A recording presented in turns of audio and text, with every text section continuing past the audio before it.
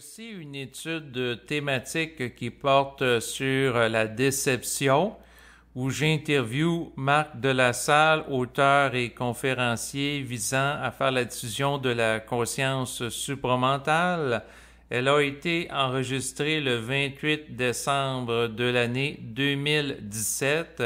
Par rapport à cette étude, vous allez pouvoir retrouver en bas de cet enregistrement un lien web où figure le texte qui s'y rapporte que Marc Delassalle avait rédigé. Bonne écoute. Bonjour et bienvenue à présent à l'étude thématique numéro 3 ayant pour sujet la déception. Alors ici David Lévesque qui vous parle et je suis également en compagnie de Marc Delassalle, auteur et conférencier. Alors bonjour Marc. Bonjour David. Ça va bien? Oui, je vais bien.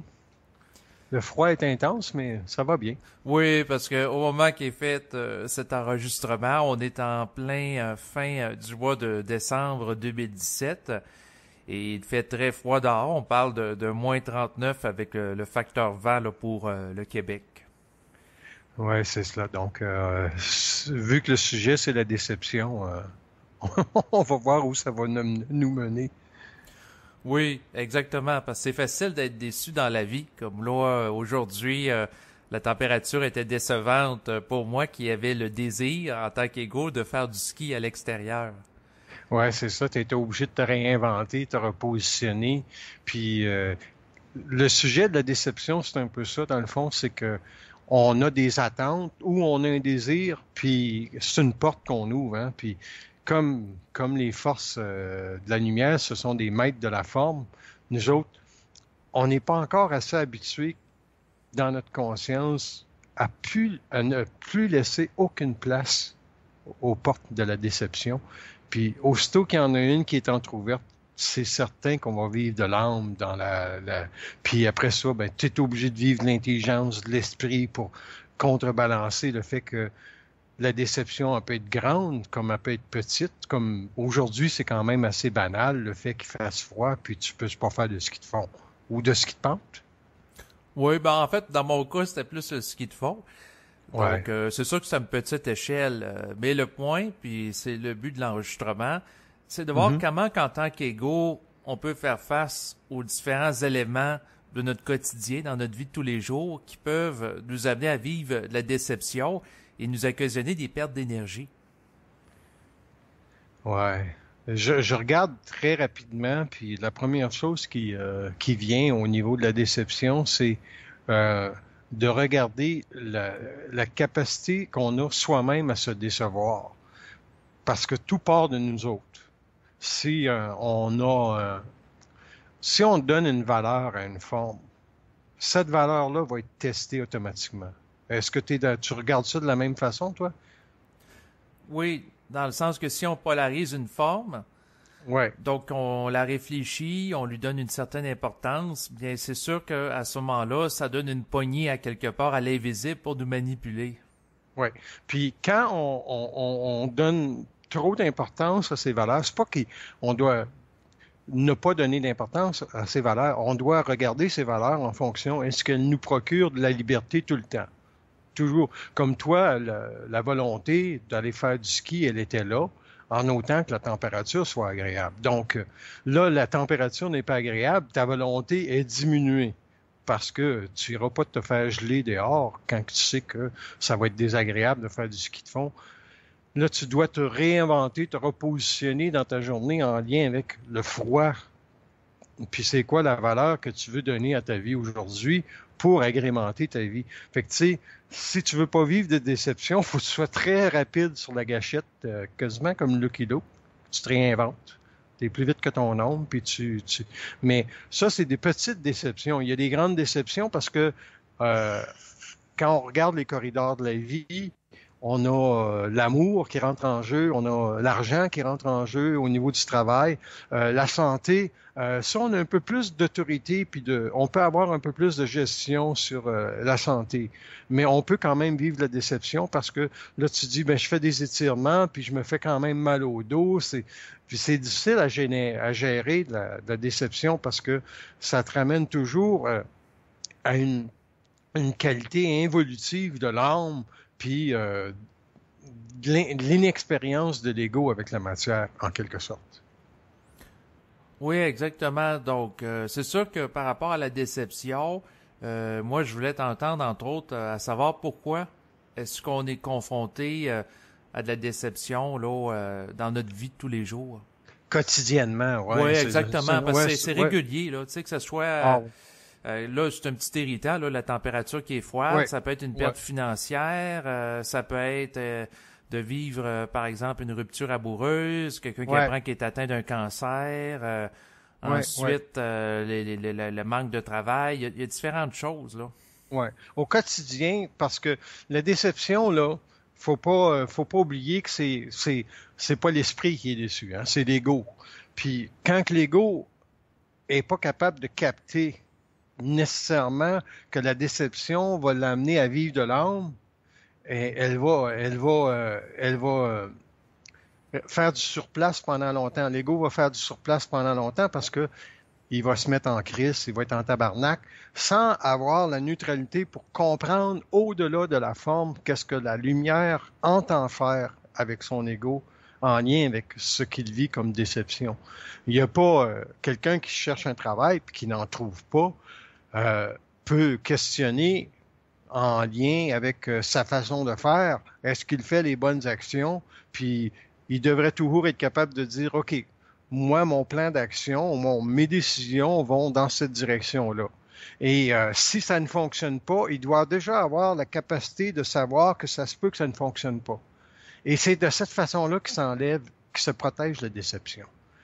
Parce que les autres, la lumière veulent faire évoluer l'homme, puis les lois de la déception font partie de la capacité de décevoir l'homme pour qu'il regarde à quel endroit il met ses priorités ou ses valeurs en lien avec sa vie. Tu sais, euh, une personne peut vivre en couple, puis finalement, elle n'a pas d'argent non plus pour nourrir son couple. Donc, elle va vivre la déception.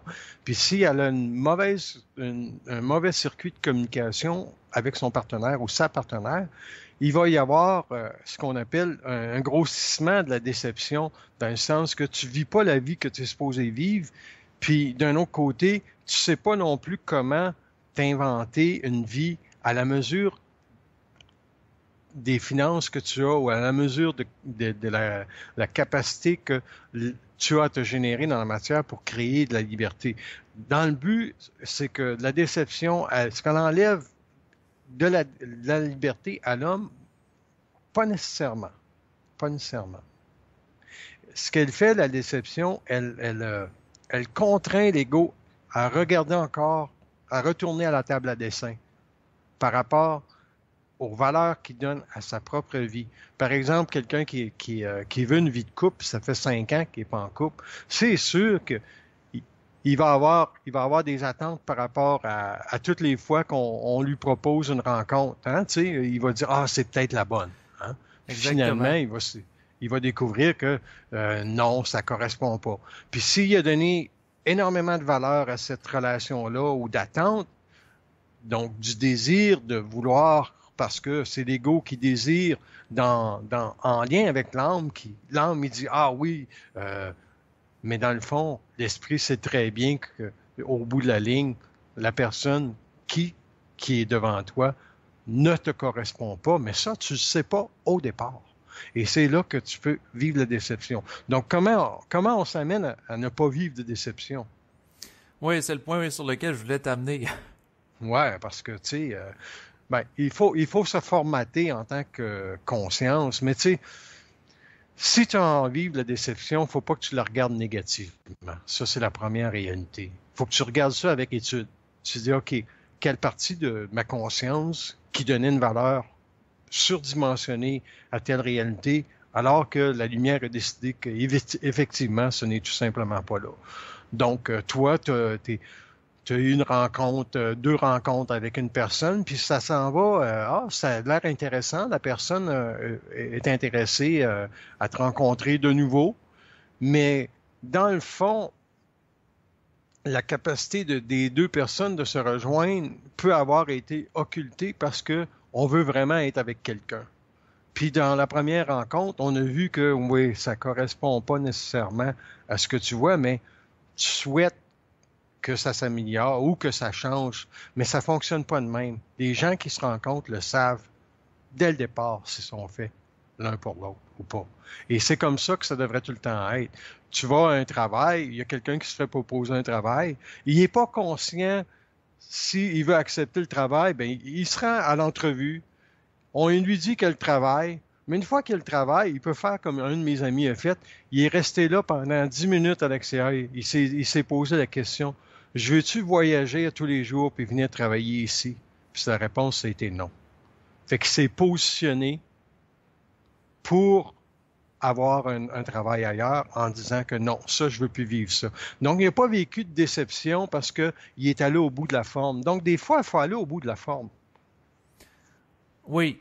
Donc, en lien avec ce que tu dis, c'est que quelque part, pour reprendre l'exemple du couple, c'est que si tu perçois la vibration, puis il n'y a pas de voile que tu crées avec du désir subjectif d'être en relation à tout prix avec quelqu'un, là, donc si tu carbures pas au désir, puis tu regardes froidement les choses, tu le sais si tu as à être avec une personne ou non.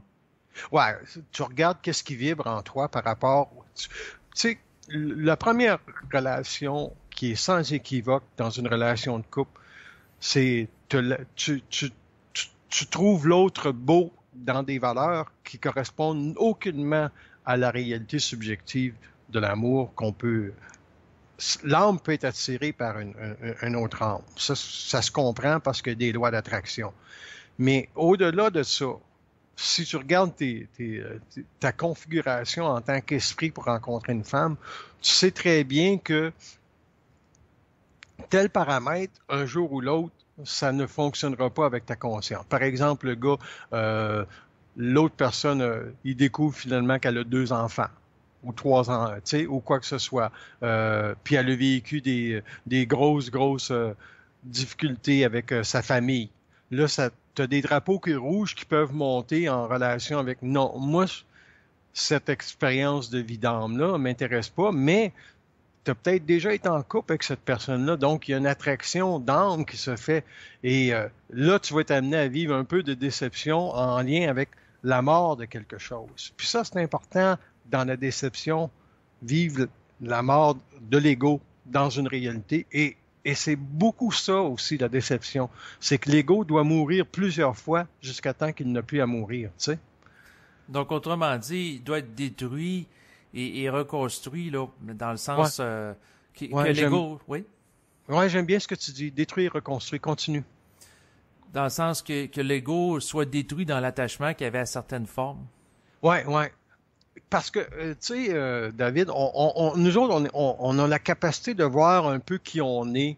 Puis plus tu avances dans la conscience, tu découvres aussi que ton esprit est pas mal fluide, puis que ton ego est pas mal fixé à des paramètres de vie qui pensaient réels, puis c'est des valeurs finalement, on va abandonner avec le temps.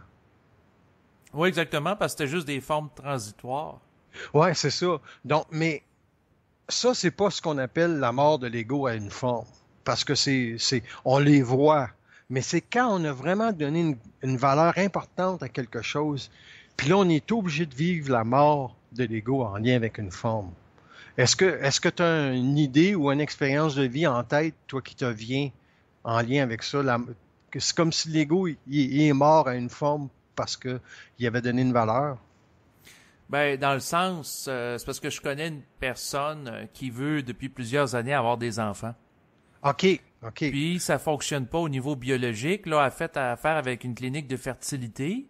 OK. Elle a tombé enceinte, mais l'enfant avait pas de cœur puis il était pas viable. Fait que ça a été encore de la déception. Puis la personne, ça fait au-dessus de 5 ans qu'elle essaie d'avoir des enfants, puis ça marche jamais. Elle vit beaucoup d'opposition. Fait que, c'est un bel exemple, ça. Ouais. C'est un bel exemple. Ouais, c'est un bel exemple. C'est ça, elle est obligée de mourir dans son désir d'avoir des enfants. Puis elle se définissait beaucoup par ça. Elle, son but, c'était d'être une mère de famille dans la vie, tu sais. Hey, imagine la déception de vivre ça. Imagine comment l'ego peut souffrir dans ça s'il n'est pas capable de mourir à cette réalité-là. Exactement. Fait qu'autrement dit, c'est le choc à l'ego qui est généré par une réalité qui fait pas l'affaire du tout de l'ego, qui a de la difficulté à quelque part à accepter puis assumer, là. Ouais, c'est ça. Donc, c'est un très bel exemple parce que on on n'est jamais équipé au préalable pour confronter nos plus grandes déceptions dans la vie. Tu es d'accord? Non, exactement. Quoique, ce qui me venait en tête, c'est que peut-être que Oui. dans des vies antérieures, on a développé Ouais. en tant qu'ego certaines capacités. Oui, oui. En tant qu'égo, là, quand on doit mourir à quelque chose, ça veut dire, comme tu dis, on doit laisser même une vie antérieure derrière. Oui, exactement. Mais le point que je voulais dire, c'est que peut-être dans des vies antérieures, on a une certaine préparation, hein, dans le sens que quelqu'un, par exemple, qui a fait une vie de moine, puis la notion de se détacher du désir, c'est peut-être plus facile que quelqu'un qui n'a pas touché à ça déjà, là. Oui, c'est ça. Puis d'un autre côté, tout ce qui est centré sur un objectif dans une autre vie va être détruit aussi. Comme la vie de moine, on sait très bien quel genre de vie que ces gens vivent là. Et dans une autre vie, il va falloir qu'ils se déprogramment totalement de qu'est-ce qu'ils ont vécu dans une autre vie. Ça peut être difficile parce qu'il y en a que, tu sais, dans cette vie ici, ils peuvent continuer à vouloir vivre en marge de la société, à être isolés, à s'isoler parce qu'ils trouvent rien d'intéressant dans la vie. Puis dans le fond, ils font encore une vie de moine, mais pas dans la forme du moine. Fait que, ils sont obligés de mourir.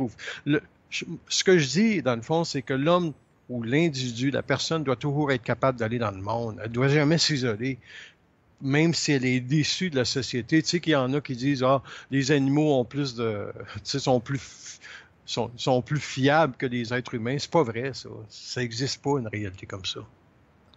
Exactement. Quoique les animaux, en général, ils se réfléchissent pas, là. T'sais, ils Non, sont c'est ça. spontanés, Mais sont fluides. c'est ça, ils sont fluides. Puis la capacité de l'homme à être fluide, c'est ça, sa réalité, c'est qu'à un moment donné, faut que les valeurs que l'homme donne à la vie soient de l'unifier aux hommes et non de l'isoler. Puis la personne qui va avoir des enfants, par exemple, qui essaie d'avoir des enfants, sa vie de couple devient quoi entre-temps? Parce qu'il y en a une qui peut avoir il y en a un qui peut avoir plus de désir par rapport à avoir des enfants que l'autre. Fait que la vie de couple devient quoi dans ce temps-là? Ça devient un peu plate parce que le couple ne vit plus, parce que la forme devient plus importante. Toute la construction de la vie est orientée pour le fait d'avoir des enfants. Dans le fond, faut qu'il y en ait un qui meure à ça, mais l'autre le sait déjà que la forme doit mourir pour qu'on puisse renaître en tant que couple, mais il peut pas le faire, il peut pas l'imposer à l'autre, t'es d'accord? Oui, exactement. Puis c'est sûr que pendant qu'il y en a un des deux qui s'acharne à vouloir des enfants, c'est que ça crée une tension. Ouais, ça crée une tension, puis le couple n'a plus la même liberté qu'il avait. Et c'est pour ça que la déception est très grande au niveau des lois de la liberté, c'est que elle restreint l'ego à quelque chose qu'il pensait qu'il devait avoir droit. Donc, quand je dis à quelque chose qu'il pensait avoir droit, donc, aussitôt que tu penses que tu as droit à quelque chose, tu es manipulable.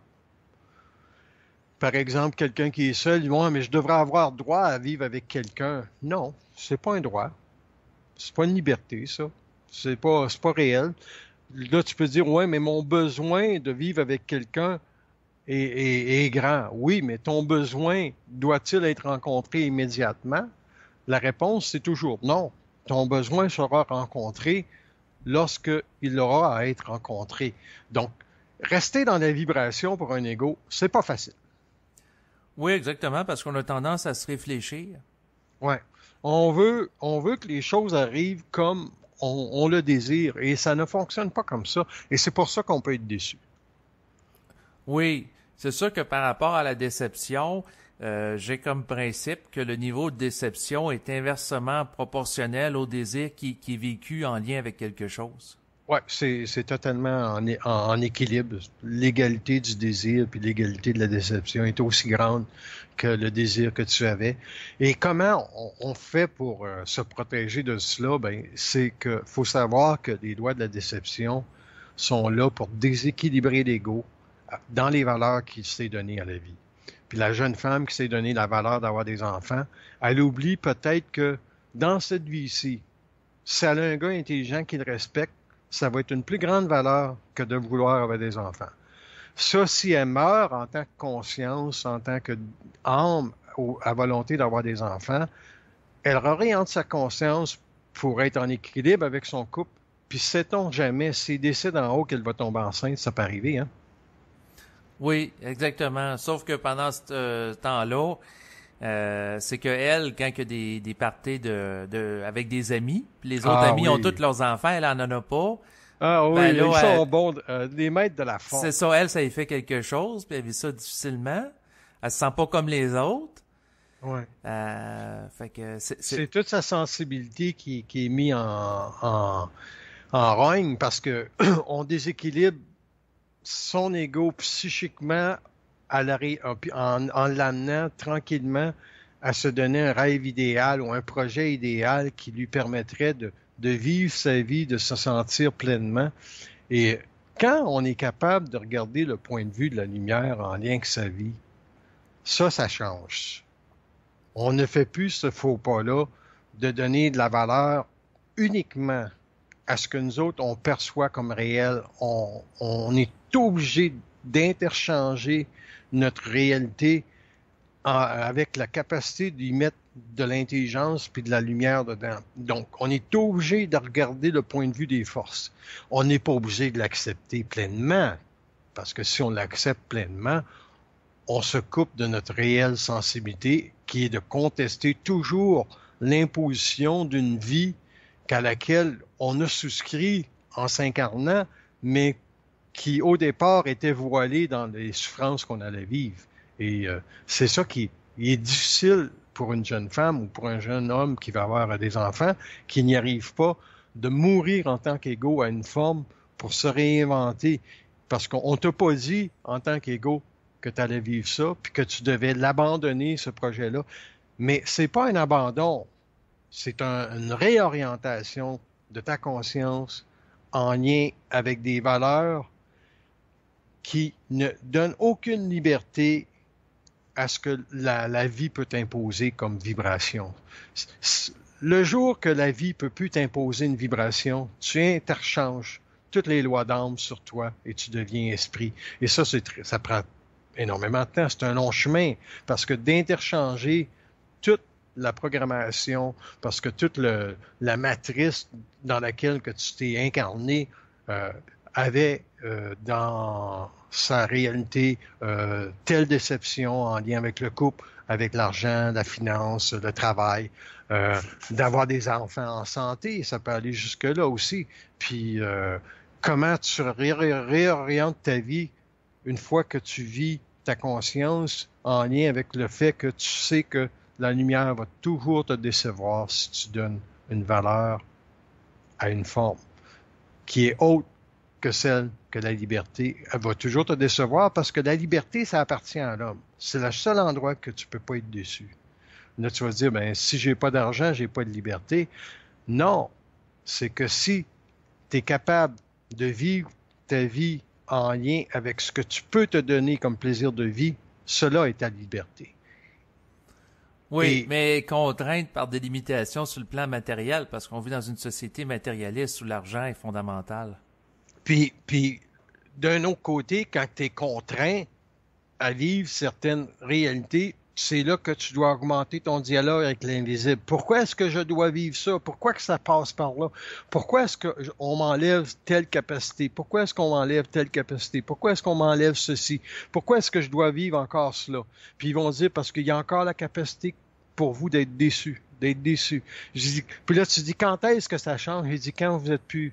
Quand on ne peut plus vous décevoir, vous inversez totalement le rayon qui descend par en bas et vous renvoyez ça par en haut. Ça fait du sens pour toi?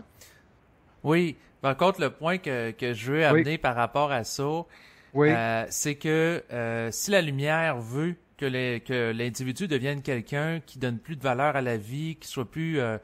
qui ne peut plus être victime de déception, qui soit sans désir, qui soit plus foi... quand on en regarde ça de l'extérieur, ça fait penser à quelqu'un qui est désengagé dans la vie, tu sais. Ouais, c'est intéressant ça, parce que être désengagé, ça veut pas dire ne pas être impliqué. Ça veut dire être désengagé des valeurs qu'on donne. Par exemple, la seule valeur pour moi, là, depuis que je suis dans le processus de la conscience, ça a été la suivante, c'était de regarder qu'est-ce qui égaye ma vie au sens strict de la liberté, puis au sens strict que ce soit un plaisir de vie qui m'appartienne à moi. Ça appartient à une personne, ça appartient pas à ma conjointe ou à mon conjoint ou à un ami, ça m'appartient à moi. Puis quand je l'ai, ce plaisir de vie-là, je regarde si on me casse les pieds dans ma liberté pour que je puisse le vivre intégralement. Par exemple, un plaisir de vie, ça peut être d'aller prendre une marche, OK? Puis, dans ta journée, tu dis, OK, il fait trop froid pour faire de ski. Bien là, tu dis, OK, je vais trouver le plaisir en m'habillant chaudement d'aller faire une marche. Tu ne peux pas être déçu parce que c'est toi qui l'as choisi, ce plaisir-là. Mais là, il peut y avoir, dans cette liberté-là, une problématique que tu es à rencontrer des gens sur le sentier, puis il peut y avoir des gens désagréables ou des autos qui te klaxonnent ou quoi que ce soit. Puis ça, c'est un combat que tu vas avoir avec la vie en tant que telle. C'est que on veut te tester dans ton plaisir de vie pour savoir si ta liberté est celle de toujours être dans ta conscience le centre de ton univers. C'est-à-dire que tu ne fonctionnes pas selon les lois de la vie ou selon les lois que la société établit pour toi. C'est toi qui établis tes propres lois. C'est-à-dire que si, mettons, tu vas prendre une marche, puis il commence à faire froid, mais tu t'en vas à la maison, ça finit là la marche. Tu ne donnes pas de valeur à ta marche. Oh, mais là, il faut que je marche 30 minutes, c'est bon pour ma santé. Ben là, tu viens de te faire piéger. Tu comprends? Oui, oui, tu t'assujettis pas à une forme, là. C'est ça. Tu n'es plus libre. Parce que là, tu t'assujettis à une forme, tu t'es réfléchi. Ah, mais j'avais dit que j'allais faire de l'exercice. Puis là, ça fait 20 minutes que tu es là, puis il y a 3 personnes qui te font vraiment chier, puis qui te cassent les pieds parce qu'ils parlent fort, ou ils n'ont pas de respect, puis ils mettent de la sueur partout sur les instruments. Toi, tu te dis, dans ce temps-là, ma liberté, ça va être d'aller faire des étirements dans l'autre pièce jusqu'à temps que ces gens-là s'en vont. Ton plaisir de vie il est intact parce que ta liberté, tu l'as mis au devant de tout immobilisme de ta conscience en lien avec l'astral va vouloir toujours baiser l'individu. Puis parce que quand que l'individu n'est pas jouable au niveau de la déception, c'est sûr qu'ils vont essayer de te jouer au niveau de ta liberté pour savoir si c'est réel ou pas. Oui, donc autrement dit, on est testé là, continuellement. On est testé continuellement parce que on ne voit pas assez la game. Puis quand on voit toujours la game, est-ce qu'on est testé encore? On est testé différemment. Explique. Dans ce sens que quand on voit la game, on sait que la liberté qu'on a, on ne peut pas, ils ne pourront jamais nous l'arracher ou la transformer, parce que c'est nous qui la transformons. Donc, si tu vas prendre un café, puis tu regardes, ça peut être désagréable parce que tu n'as pas une table où tu veux t'asseoir. Tu transformes ta liberté dans le sens, j'attends de voir si les autres en haut vont placer quelque chose pour me rendre mon plaisir de vie agréable. Puis là, paf, juste le fait que tu aies supporté le temps puis tu as attendu 2-3 minutes, il y a une table qui se libère puis elle est parfaite pour toi. Tu comprends ça? Oui. Mais c'est ça, c'est que tu as à attendre après quelque chose. Tu sais, je veux dire, c'est... T'attends pas. T'es dans le processus de savoir que les plans jouent une game, puis que toi, tu travailles avec ta liberté pour savoir, OK, si ça se place pas dans 2 minutes, je crisse mon camp. Mais t'es dans un état vibratoire en lien avec la forme. T'es jamais dans une position d'attente nécessairement parce que t'es dans une réalité d'étude au niveau de qu'est-ce que les autres ont décidé qu'il allait faire.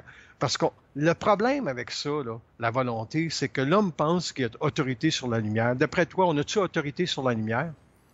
Non. On peut commander à la lumière en lien avec notre volonté que c'est ça qu'on veut faire aujourd'hui. Mais est-ce que c'est obligatoirement réel que ça va se passer? C'est sûr que non, mais je veux dire, pour prendre ton exemple, je l'aime bien, il est concret, on va à un restaurant, puis tu vas attendre qu'une table se libère. Tu as quand même à contenir le temps. C'est sûr que... Oui? C'est là que ton étude de la réalité peut se faire. Tu regardes la place, tu regardes l'énergie qui est en place, tu regardes le serveur, c'est agréable, tu regardes la serveuse, comment que les clients sont. Puis à un moment donné, peut-être que dire, « Hey, finalement, c'est bien trop brillant ici ce soir. L'énergie est toute tout croche. On s'en va. On va ailleurs. » Oui, ben c'est sûr que ça peut être l'occasion justement de redéfinir ce qu'on veut faire, puis aller à un autre restaurant si on voit que ça nous convient pas. Tu vois comment l'ego peut pas être déçu? Oui, ça c'est en faisant du recadrage. Ah, ben c'est un bon mot, ça, recadrer en lien avec ce qu'on voit. On te présente une pièce de théâtre, puis de toujours savoir que tu es d'une pièce de théâtre, c'est pas évident, là, hein, tu sais, parce que ce sont des maîtres de la forme. Ils vont orchestrer des réalités, puis toi, à quelque part, tu as à reconnaître la vibration de ce que tu veux vivre, mais surtout ce que tu ne veux pas vivre. Quand tu sais ce que tu ne veux pas vivre, tu ne peux pas être déçu. Ben, quoi que l'événement, c'est pas toi qui le décide. Fait que moi, si je sais que je veux pas vivre, être en contact avec des gens désagréables à un restaurant, quand même que je le sais, si je m'installe à une table, c'est tranquille, puis arrive un groupe de personnes désagréables qui sont là, puis se mettent à parler puis à crier, je vais être confronté à ça pareil. Oui, oui. Puis c'est là que, en retour, tu regardes les plans, puis tu dis, coudon, toute une pièce de théâtre que vous avez organisée là. Donc, tu es neutre. En étant neutre, ta conscience n'est pas affectée parce que ton taux vibratoire demeure plus élevé que ces gens-là qui viennent d'arriver. On a tendance à donner trop de valeur à l'astral.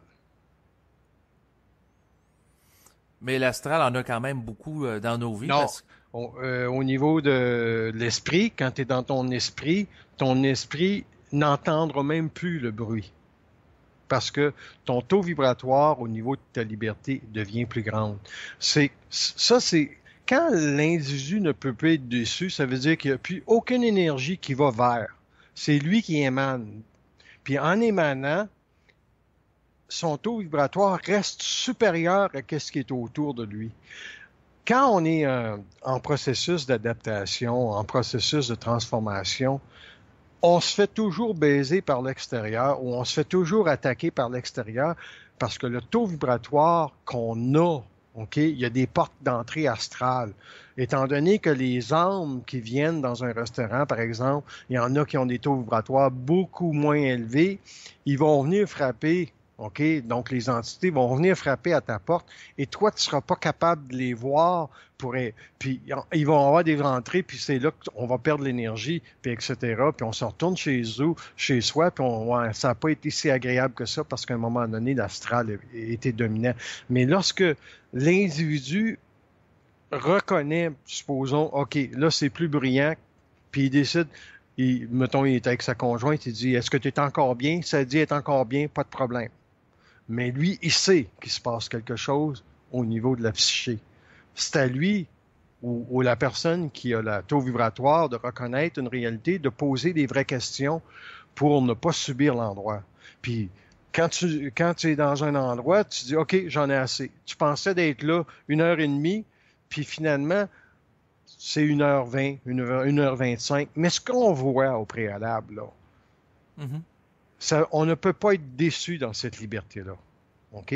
Dans le sens que si je vois quelque chose de ma journée, puis à la fin, ça se réalise comment je l'avais perçu, c'est parce que ça fait partie de ma liberté. Si l'homme n'a pas le droit à sa liberté, ça veut dire ça que les plants ont tout le temps le droit de lui casser les pieds?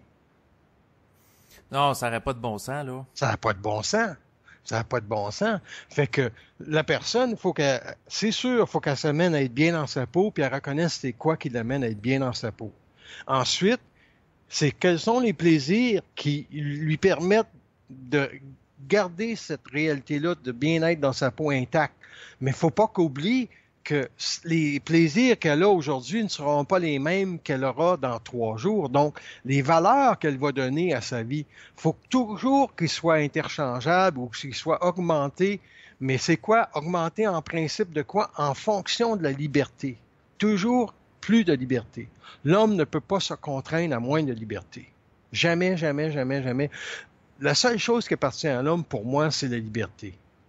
Dans le sens que la lumière ne peut pas dire on n'aime pas ta liberté, va donc chier. Penses-tu que ma liberté qui est moi, par exemple, d'aller prendre une marche ou faire de ski de fond ou aller prendre un café, puis ma liberté de passer, supposons, ton anniversaire seul parce que il ne présente pas la lumière de personne dans ta vie. Tu dis, bon, ben, moi, j'invite pas personne parce que c'est mon anniversaire ou parce que c'est Noël. J'ai pas à avoir de monde parce que c'est Noël. Tu décides simplement, c'est quoi ta liberté, toi, dans cette forme-là, qui est, par exemple, Noël ou ton anniversaire. Je te dis, ouais, moi, c'est de me faire plaisir à moi tout seul et d'être seul. Et quand les forces de la lumière décideront que je ne serai pas seul, il y aura seulement orchestré des réalités qui me conviennent et non moi qui va décider, ah ben là, je vais vivre la déception parce que je dois passer. Tu comprends-tu? Ça va extrêmement loin de ce principe de la solitude avec soi-même, là. Ça va extrêmement loin. Oui, ben c'est intéressant ce que tu mentionnes. C'est-à-dire que si la personne a la liberté de dire, ben regarde, moi dans le temps des fêtes, j'aime mieux être tout seul que mal accompagné. D'ailleurs, un adage qui dit dans la vie, vaut mieux être seul que mal accompagné. Voilà. Puis être capable d'aller voir ses parents ou ses frères et sœurs qui vont te casser les pieds. Ben c'est ça. Fait qu'à ce moment-là, elle est capable, au lieu d'être dans un mouvement astral vers le collectif, ben elle reste à son identité individuelle. Par contre, comme tu le dis, il faut pas non plus qu'elle se fasse chier, entre guillemets, avec les plans, dans le sens que il faut pas que ça l'amène à se réfléchir, que ça soit vécu dans un état de souffrance psychologique. Et voilà. Puis pour que ça ne soit pas vécu dans un état de souffrance psychologique, il faut qu'elle sache que toute ta vie est orchestrée par en haut. La seule chose qui n'est pas orchestrée par en haut, c'est ta crise de liberté. C'est la seule façon qu'une personne ne pourra pas être déçue devant la vie. Il n'y a aucune autre réalité plus grande que cela. Tabarnak! L'homme souffre. L'être humain, dans sa conscience, souffre énormément parce qu'il est déçu continuellement par les forces de la lumière qui, d'un certain aspect vibratoire, veulent l'amener à ne plus être déçu. Ça, je le comprends comme principe évolutif, c'est un très beau principe, mais c'est de la crise de marde au niveau de celui qui le vit. Exactement, c'est un petit peu comme le principe de la désinformation. On est constamment désinformé pour en venir à un point où on développe notre esprit critique puis qu'on se laisse plus désinformer. J'aime ça que tu amènes la désinformation, David, parce que ça va en lien avec la déception. Penses-tu qu'il n'y a pas énormément de désinformation avant d'être déçu? Mais il y en a beaucoup. Il y en a beaucoup. C'est écœurant, tu sais, je veux dire, si on regarde en Occident le mode de vie américain, l'American Dream qu'on fait miroiter aux gens, on leur dit, vous avez juste à travailler, à bien gérer vos placements à la bourse, vous pouvez devenir millionnaire ou très riche comme Trump, là, qui est milliardaire, là. Ouais. Puis dans la réalité, c'est que ces gens-là, au niveau de la déception, quand tu as énormément d'argent, ce que tu fais beaucoup d'évitement en lien avec des déceptions parce que tu compenses tout le temps. Mais quand tu n'as pas la capacité de compenser, ta déception, là, elle te rentre dans le corps. Puis c'est très souffrant, vivre la déception. Puis il y en a qui peuvent le vivre comme tu prends la jeune femme qui vit le fait de ne pas avoir d'enfant. Il y a deux souffrances. Elle va le vivre psychologiquement, mais il y a aussi psychiquement qu'elles doivent mourir à quelque chose en tant qu'égaux. Et c'est pour ça que la mort psychique est nécessaire, parce que dans la déception, c'est la plus grande réalité que la lumière veut faire avec l'individu, c'est qu'elle renonce à une valeur qui n'est pas en lien avec la liberté, c'est en lien avec un désir, c'est en lien avec le fait qu'elle serait plus heureuse d'avoir des enfants, c'est en lien avec le fait qu'elle pourrait être normale, elle pourrait avoir des amis, elle pourrait parler, mon enfant a eu ça. Tu sais, il y a des gens qui disent, si mon enfant est malade, j'ai pris soin, ça lui donne une cause, ça leur donne une fierté, tu sais, ça nourrit leur estime personnelle, mais cette personne-là, c'est pas ma compagne, là, parce qu'il y a des gens qui m'écoutent, je veux juste le clarifier, là. Mais c'est une personne qui, depuis des années, essaie d'avoir des enfants. Puis là, je vois la souffrance qui s'installe en elle. Puis c'est sûr que ça va l'amener à vivre plus de colère, puis à s'intérioriser à un niveau d'avantage qui est grand. Par contre, au niveau de son ego, la facture à payer est assez lourde. Puis on s'entend bien là qu'on a devant soi une personne sensible. Là. Oui, elle est très sensible. Tu sais, elle est très à l'écoute des autres. Puis tu sais, elle est très ouverte vers autrui. Puis là, j'ai l'impression qu'il va falloir qu'elle se fasse un mouvement plus vers son intériorité, puis plus se définir par rapport à elle. Donc, tu sais, c'est quand même dégueulasse parce qu'on parle d'une personne qui a une belle sensibilité, qui pourrait possiblement aimer mieux ses enfants que bien des enfants qui sont aimés sur la planète Terre, mais sa programmation, sa matrice d'évolution, c'est pas ça. Sa matrice d'évolution, c'est de souffrir dans le fait qu'elle ne pourra jamais avoir d'enfant. Un petite gang de chien sale. Non, c'est ça, puis tu la connais pas, mais tu mets le mot dessus, c'est qu'elle, dans le fond, a fait de la relation d'aide, est à l'écoute des gens, fait qu'elle s'est très bien placée pour élever des enfants, puis l'ironie du sort, c'est qu'elle est confrontée à des gens qui n'ont pas d'allure, qui ont des enfants. Imagine la souffrance de mourir en tant qu'égaux à une valeur de vie que tu considérais réelle. Mais je pourrais dire ceci, David, sa valeur est toujours réelle. C'est la réalisation de cette valeur-là dans sa vie qui n'est pas réelle. Jusqu'à temps qu'elle dise, ah, si un jour j'avais des enfants, je serais comme ceci, comme cela. Et elle ne donne plus de valeur. Ça demeure une valeur réelle et ça ne se transforme pas en désir. Et si ça s'arrive au niveau des plans, parce que l'alignement, ils sont là pour la tester encore pendant 2-3 ans, voir comment l'ego va se comporter, puis les déceptions pour que l'esprit rentre, pour l'esprit rentre. Puis là, elle, dans sa conception de sa liberté, elle se dit, ah, ça aurait été une belle réalité de vivre cela. Mais je fais une croix dessus en disant que je veux être libre dans ma conscience avec mon couple et je veux voir où est rendu mon couple.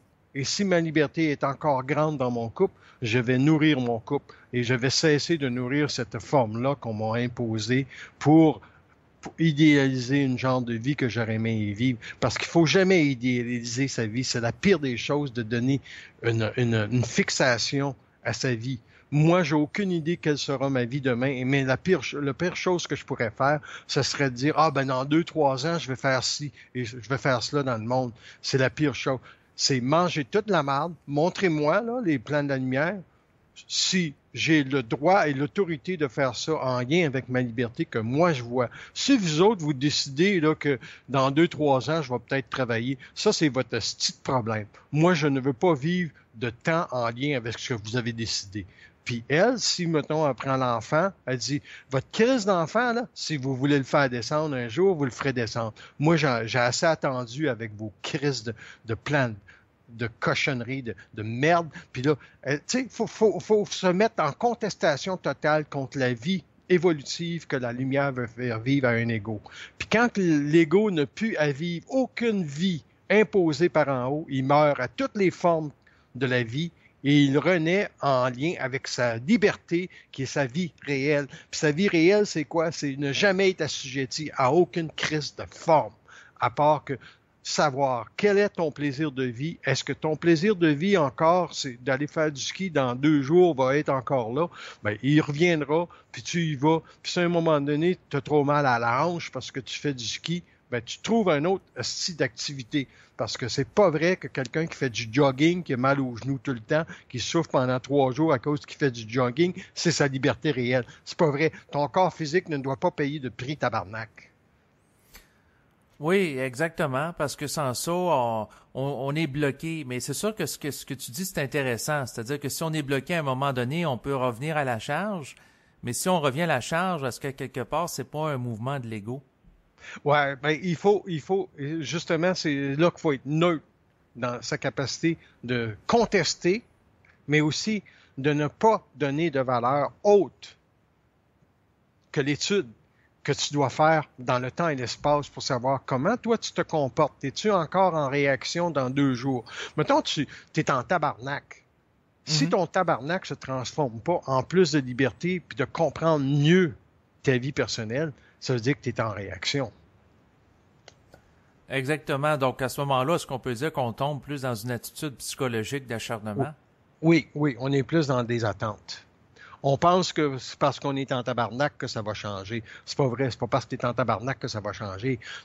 Quand tu es en sacrament contre la lumière, en relation avec l'orchestration de la vie planétaire, le but ultime, ce n'est pas de contester pour arracher ce que tu veux. C'est de descendre un rayon d'énergie qui te dit à toi, à ta conscience, et qui dit à la lumière, c'est « Je ne me ferai pas jouer par vos hosties de game, hosties de tabarnak. » Puis, il y a tellement de souffrance dans cette capacité-là de s'amener à ça.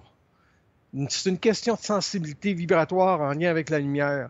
Eux autres, là, ils savent en tabarnak si ta sensibilité est réelle ou si c'est simplement une fixation de l'ego de vouloir changer une forme, alors que le temps de rencontre entre ton esprit et la matière doit être complet, dans ce sens que si la jeune fille ou la jeune femme dit « Un jour, je veux être libre de ne plus penser de vouloir avoir des enfants », elle doit le vivre consciemment un jour, que ça y arrive, elle fait une activité, elle dit « Je suis bien, j'ai plus besoin d'avoir ». Elle doit le vivre, puis elle doit l'exiger des forces, ce moment-là.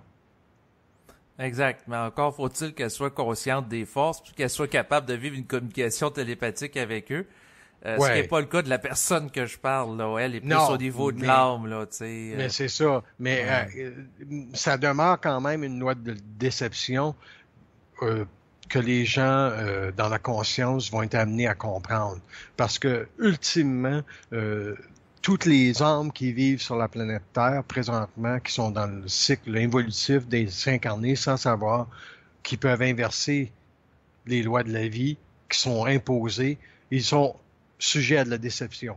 Mais une personne qui veut se sortir de la déception, comment elle le fait? Elle est obligée d'avoir des notes de l'esprit. Elle est obligée de faire une étude de son ego. Elle est vraiment obligée de fracasser l'éther de sa programmation d'âme pour inverser le rayon de la souffrance psychique de s'être incarnée d'une vie matérielle à laquelle elle pensait un jour qu'elle aurait droit à telle liberté, mais finalement, c'est tout enlevé parce que l'ego doit évoluer. L'ego doit évoluer. Mais à quel moment que l'ego a assez évolué, David?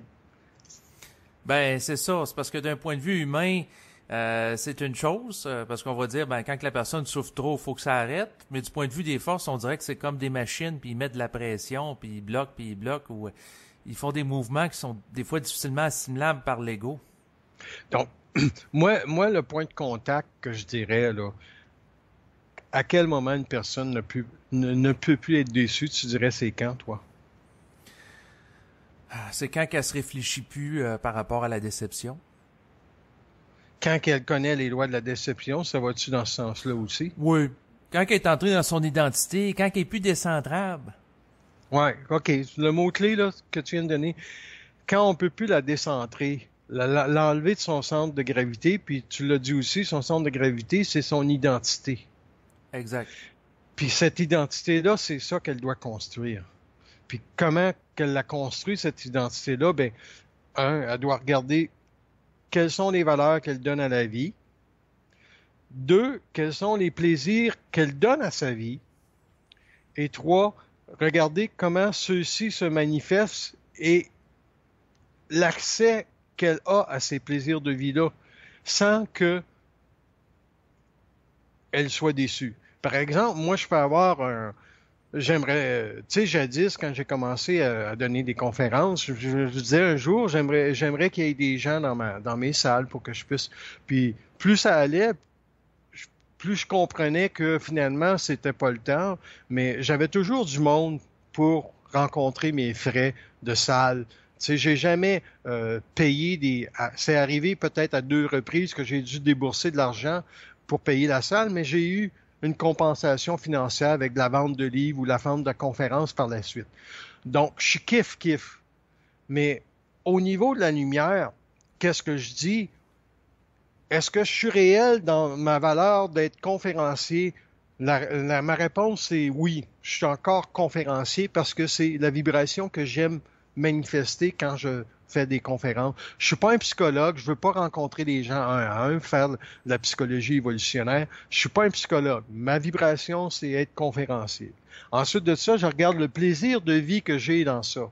Bon, mais si je fais ça, je paye ma salle, il y a beaucoup moins de plaisir de vie parce que le retour en lien avec les forces n'est pas là. Donc, ça m'amène après ça à la manifestation de l'accès d'avoir dans mon plaisir de vie de l'argent pour amener une réelle liberté. Parce que là, on parle vraiment de liberté. Ultimement, le 4e point, c'est à quel moment est-ce que ma liberté est plus grande? Puis, quand je donne une conférence, puis il y a 3-4 où je paye ma salle, penses-tu que ma liberté est plus grande à la fin? Non. Non, fait que je les envoie chier. Mais jadis, j'aurais pas été capable de dire ça. Fait que les crises de conférence, là, si j'en fais, vous me ferez signe à quelque part. Les plans de la lumière. Vous organiserez votre petit théâtre, là, puis moi, dans ce temps-là, je vais trouver des façons pour me générer dans ma liberté, puis vous aurez rien qu'à me rencontrer, puis quand je vais donner des conférences, puis il y aura du monde dans la salle, penses-tu que je vais être content? Sais-tu ce que je vais le dire? Je vais le dire, ça ne pouvait être que cela, gang de sacrament. Donc, tu te mettras pas à genoux devant eux pour les remercier. C'est en anglais, c'est no fucking way. Bon. Mais est-ce que ça revient au principe que lorsque eux autres, les forces, vont faire leur bout de chemin pour t'envoyer suffisamment de personnes pour que tes salles soient rentables au niveau du coût? Ouais, mais regarde, quand je dis que la lumière fasse leur bout de chemin, là, je m'auto-censure automatiquement en n'étant pas susceptible à la déception en disant je sais très bien que si vous n'avez pas de chemin à faire, vous allez me dire on n'a pas de chemin à faire. Ça fait que moi je dis bon, on va voir ce que vous faites. Je lui dis ça, mais ça veut pas, c'est pas une autorité qui est pas contestable parce que eux autres ils contestent n'importe quoi. Donc, dans le sens que moi, j'appartiens le temps de ma conscience et j'appartiens le temps de ma liberté qui est celle. Si vous décidez que Marc de la Salle a été public, je suis prêt. Vous avez qu'à ouvrir la barrière, le cheval est prêt à sortir.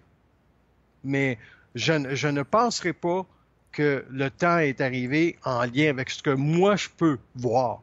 Parce que je sais très, très bien que toutes les consciences qui sont mises en vibration avec la conscience supramentale, tu penses-tu, d'après toi, que c'est pas eux autres qui l'ont décidé? Ben, c'est sûr qu'eux autres qui décident tout au niveau de l'événementiel. Donc, c'est sûr qu'eux autres, ils peuvent mettre, mettons, 30 personnes en initiation du jour au lendemain en créant des chocs, puis faire en sorte que ces gens-là aillent à ta conférence par la suite, puis qu'elle soit rentable. C'est ça. Puis si supposons que tu as une personne, toi, à rencontrer dans ta vie, ils vont-tu faire en sorte pour que tu rencontres la personne? Exactement. Ben, c'est la même chose pour les conférences. Si ils décident qu'il y a une personne qui peut parler publiquement, puis que dans l'autorité d'établir sur la Terre la lumière, cette personne-là va émettre suffisamment de rayonnement vibratoire pour permettre non pas à la lumière de s'interposer sur sa conscience pour lui dire comment elle doit être, mais que cette personne-là va faire le travail qu'elle doit faire en lien avec sa liberté ne sera jamais soumise aux forces de la lumière. Elle doit être respectée dans cela. Sinon, ça demeure toujours un travail pour la crise de lumière qui mange de la marde, sacrement. Tu sais, Bernard de Montréal a fait son travail pour la lumière. Exact. Il y a eu des plaisirs de vie qui s'est donné à travers ça, c'est certain. Le gars, c'est pas un con, là. Il est assez intelligent pour savoir que sa liberté aussi devait être respectée en lien avec sa matière. Mais il y a eu beaucoup de difficultés à consolider sa propre liberté à lui parce qu'il aimait ça parler avec les plans. Puis on aime ça parler avec les plans. Tu peux pas contester, toi, David, le fait que d'avoir ce contact-là avec la lumière, c'est plate. C'est pas plate, hein? Ben, ça dépend, je te dirais, parce que le contact avec les plans, au début, j'étais fasciné, j'étais euphorique par rapport à ça, je vibrais à de l'âme, puis c'était nouveau, un peu comme un enfant qui a un nouveau gadget, mais avec le temps, je suis un peu plus neutre, je suis moins... C'est ça, parce que ils ont utilisé les doigts de la déception contre toi pour te montrer qu'à quelque part, c'est pas parce que tu es dans conscience que tu vas vivre moins de solitude. Tu en as vécu plus de solitude. Exact. Puis plus que les gens vont avancer dans cette conscience-là et plus qu'ils vont être appelés à vivre la solitude, étant donné qu'il n'y aura pas beaucoup de personnes qui vont être sur la même longueur d'onde qu'eux. Et c'est là que les valeurs qu'ils vont donner à la vie vont être importantes. Tu peux le voir, ça? Oui, puis je suis très content que tu parles des valeurs à donner à la vie que l'individu définisse par lui-même, pour pas que ce soit une imposition des plans, tabarnak.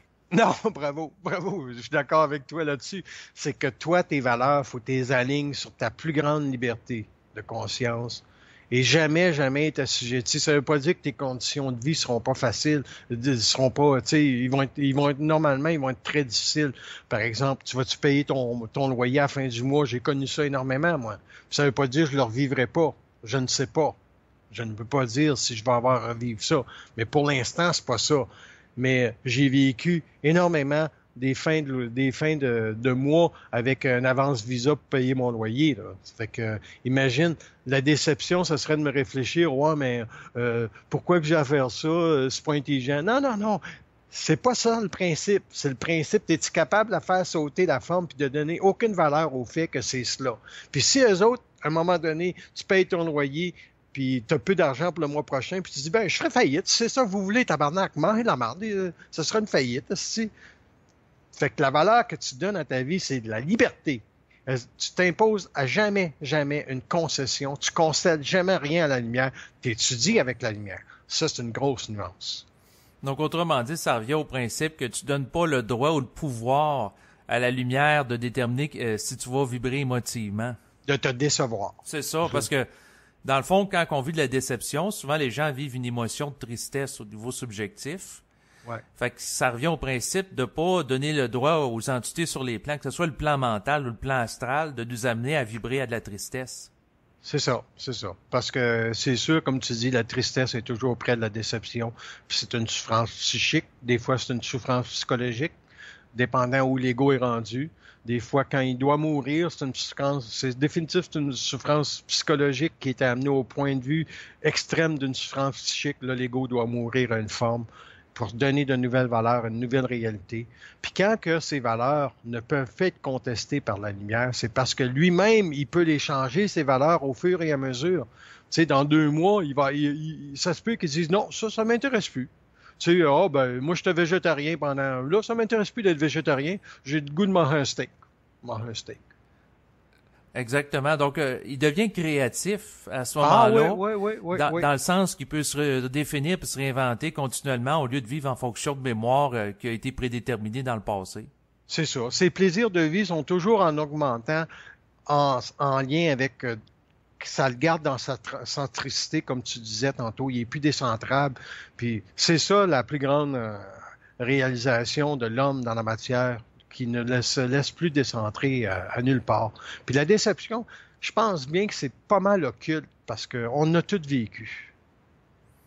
Oui, exactement. Que ce soit la personne qui achète un billet de loterie puis qui gagne pas, aux gens qui ont eu des problèmes de santé, problèmes au niveau du travail. J'avais un ami qui disait que la fonction première de l'ajusteur de pensée, c'est de décevoir l'individu. Oui. Le désinformer, le décevoir. Exactement. Ouais. Fait que ça m'avait surpris parce que moi, je pensais qu'il était là pour nous aider à évoluer. Puis, Ben, dans ça, c'est ça, son principe cosmique, évolutif, c'est ça. C'est derrière la déception, il y a l'évolution. Derrière la désinformation, il y a l'évolution. Quand tu as tout compris ça, là, tu te mets en focus pour ne plus ouvrir de porte à la déception. Fait que c'était ça mon propos sur les déceptions. Est-ce que tu voulais ajouter quelque chose? Tu voyais-tu quelque chose? T'avais-tu une question? Oui, ben en fait, parce que les gens qui vivent de manière successive plusieurs déceptions, soit des problèmes au niveau du travail, problèmes du couple, il y en a qui sont sur le bord, dans certains cas, du suicide. Là, ils commencent à avoir des idées suicidaires qui entrent dans leur tête. Fait que moi, la question que j'avais, pourquoi que les plans de la lumière laissent une situation se dégrader à un point où ce que la personne peut basculer, dans une forme élevée d'astralité, voire à se tuer ou à commettre des attentats terroristes, là, à force de déception. OK, mais tous ceux dont l'esprit là est amené là aux portes de la déception là, ne peuvent pas un jour, OK, devenir des entités, des êtres astrales. Un double, si tu poses la question, un double, est-ce que c'est ajusté au niveau de la capacité d'amener l'homme aux portes du suicide? La réponse, c'est oui. Mais une fois que c'est aux portes du suicide, là, la dernière déception qu'ils veulent brûler, là, ils sont obligés d'être très présents. Ça veut dire qu'il y a une personne qui va arriver dans ta vie qui peut dire quelque chose, se dire ici, viens, on va sortir ce soir, alors que ce soir, tu veux pas sortir. Puis, si tu sors pas finalement, tu vas t'enfoncer, des entités astrales vont t'interpénétrer, puis tu seras plus jamais récupérable par la lumière. Ça, ils connaissent le pont qu'ils ne peuvent pas franchir. Est-ce que tu le vois comme ça, David?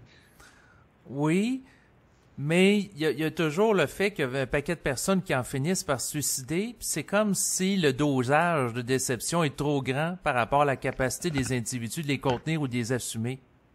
Ben là, je vais être impersonnel au niveau vibratoire pour demander aux forces de la lumière, est-ce que vous êtes en mesure de définir une conscience qui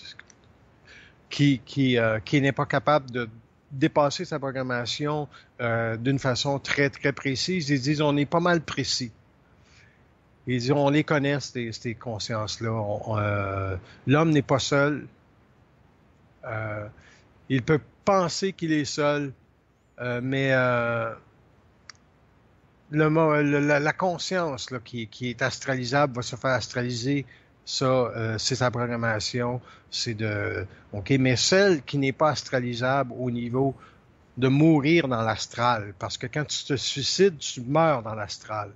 Et lorsque tu es en capacité vibratoire d'être éclairé par la lumière, il ne te laisse pas mourir en astral comme ça, parce que les conséquences pour la lumière sont très, très grandes quand une personne se suicide. Et je veux pas rentrer dans ce débat-là parce que c'est un sujet de conférence total que moi, je refuse un peu d'élaborer au niveau de la déception, parce que la déception est là pour amener l'homme aux portes de ce qu'il craint le plus. Puis si une personne craint la mort, c'est sûr que, à quelque part, les portes de la déception peuvent être interchangées par des portes de manipulation extrême par la noirceur. Et c'est là que ça devient très, très dangereux au niveau occulte. Et la lumière ne veut pas ça. La lumière, ce qu'elle veut, c'est quand elle met de la déception dans l'ego, elle le déçoit, elle met aussi la capacité qu'il voit sa déception. Ce qui serait intelligent, c'est-à-dire que c'est ça. Si la personne est capable de le voir, est capable d'intégrer, puis de se redéfinir, puis là, elle monte en vibration, puis là, elle brûle des illusions. Mais c'est ça. Parce que s'ils font pas ça, imagine, la Terre, ils sont aussi bien de la donner à la noirceur. Exactement. Mais le point que je voulais en venir, c'est qu'il échappe quelques individus. C'est comme si... Oui? Extrêmement, extrêmement délicat comme sujet. Ils ne pourront pas ne pas contester qu'il y a eu des choses qui se sont passées qui n'étaient pas perçues comme ils le percevaient.